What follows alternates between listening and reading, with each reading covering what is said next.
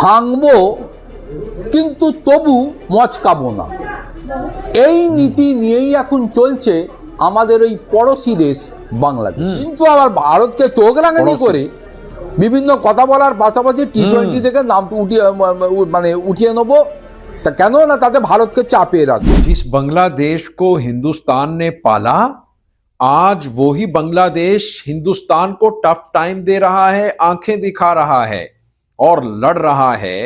और वो तैयार बैठा है कि अगर आईसीसी कहता है कि न्यूट्रल वेन्यू के ऊपर मैचेस शिफ्ट नहीं हो सकते तो वो वॉकआउट कर जाएगा। और इससे जो नुकसान है किसका होगा? हिंदुस्तान का होगा। दुनिया भर में जो नेगेटिव इमेज जाएगा वो भारत का जाएगा, मोदी का जाएगा, बीसीसीआई का जाएगा, हमारा जाएगा, बांग्लादेश का कुछ नहीं जाएगा, बल्कि बांग्लादेश एंटी इंडिया और ज्यादा बेचेगा, ये नैरेटिव बिल्ड करेगा। अब क्या करें भाई।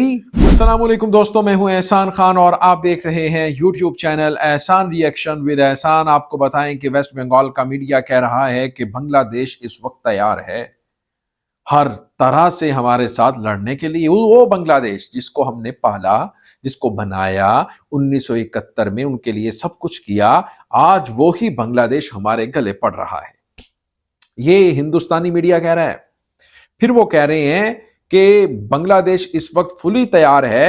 अगर उसको आईसीसी ये कहता है कि भाई हम न्यूट्रल वेन्यू के ऊपर मैच शिफ्ट नहीं कर सकते, टाइम बहुत कम है, तो वो कहेंगे ठीक है भाई हम वॉकआउट करते हैं, हम ये वर्ल्ड कप नहीं खेलेंगे।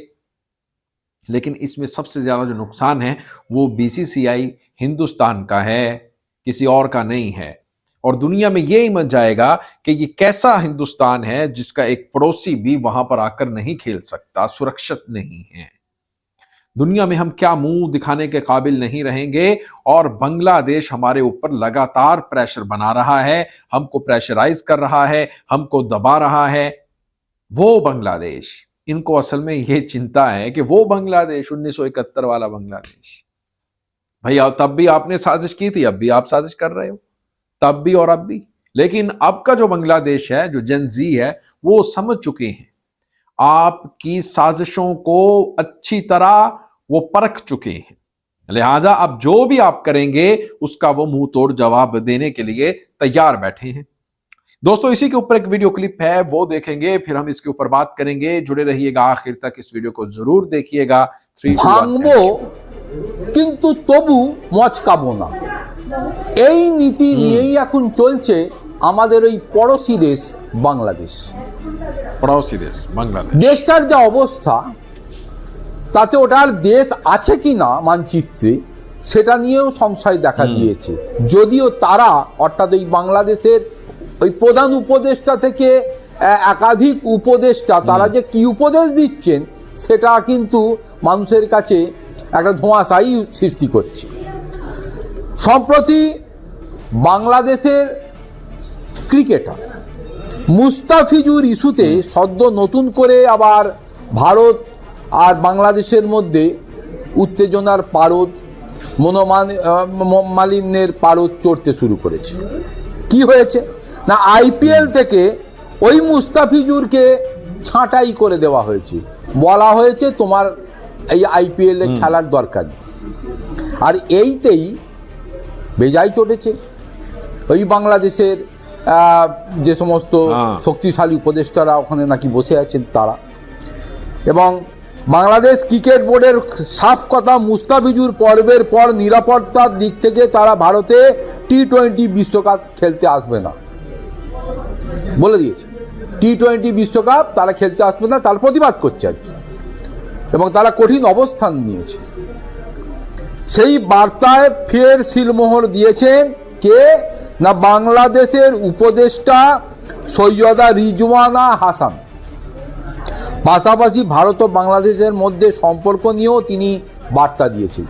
ভেবে দেখুন, ওই কটা মানুষের দেশ, চতুর্দিকটা ভারত দিয়ে ঘেরা, 144 কোটির ভারতবর্ষের মানুষকে এবং তাদের মনোনীত সরকারের উদ্দেশ্যে, এত বড় দেশের উদ্দেশ্যে ওই বাংলাদেশের adviser, one of the adviser, সে আবার বিভিন্ন বার্তা দিচ্ছে, কঠিন বার্তা, ভয় লাগে। বাংলাদেশের অন্তর্বর্তী সরকার তথ্য সম্প্রচার মন্ত্রক, পরিবেশ, বন, জলবায়ু পরিবর্তন মন্ত্রক ও জলসম্পদের উপদেষ্টা সৈয়দা রিজওয়ানা হাসান কি বলছেন? বৃহস্পতিবার তিনি ভারতে আয়োজিত হতে চলা টি-20 বিশ্বকাপে বাংলাদেশ দলের খেলা নিয়ে নিজের ঢাকার মনোভাব জানিয়ে দিয়েছেন। আমার দেশ খেলবে না, ভালো কথা, খেলবে না, তাতে আর কি হবে? তার জন্য কি টি-20 বন্ধ থাকবে না? বাংলাদেশের ইউনিট সরকারের উপদেষ্টা সাফ বলেছেন বাংলাদেশ এই ভেন্যুতে খেলবে না। উল্লেখ্য, এখন যা পরিস্থিতি তাতে আইসিসির সঙ্গে এ বিষয়ে বাংলাদেশের ক্রিকেট বোর্ডের কথাবার্তা চলছে, ভদ্রতার খাতিরে আলাপ আলোচনা চলছে আর কি।